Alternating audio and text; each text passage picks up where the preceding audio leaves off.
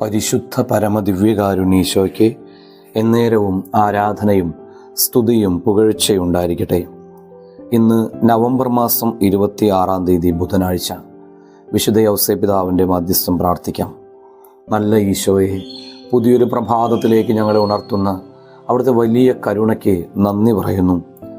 ദാനമാണ് ഈ ദിവസം എന്ന് തിരിച്ചറിഞ്ഞ് ഏറ്റവും എളിമയോടുകൂടെ അങ്ങയുടെ വചനങ്ങൾക്കനുസൃതമായി അവിടുത്തോട് ചേർന്ന് ജീവിക്കാൻ വേണ്ട കൃപ നൽകണമേ.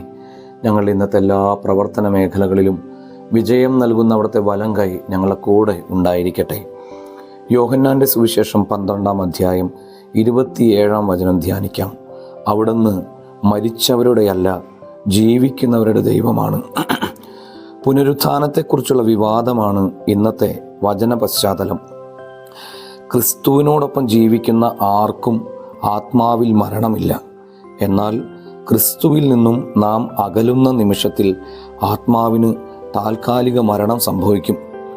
ഓരോ കുമ്പസാരവും, ഓരോ പശ്ചാത്താപവും, ഓരോ ഉയർത്തെഴുന്നേൽപ്പാണ്.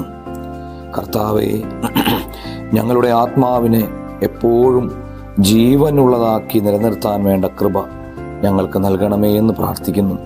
എല്ലാവർക്കും നല്ലൊരു ദിവസം ഉണ്ടാകട്ടെ. നമ്മുടെ കർത്താവ് ഈശോ മിശിഹായുടെ കൃപയും പിതാവായ ദൈവത്തിൻ്റെ സ്നേഹവും പരിശുദ്ധാത്മാവിൻ്റെ സഹവാസവും ഉണ്ടാകട്ടെ, ഇപ്പോഴും എപ്പോഴും എന്നേക്കും. ആമേൻ.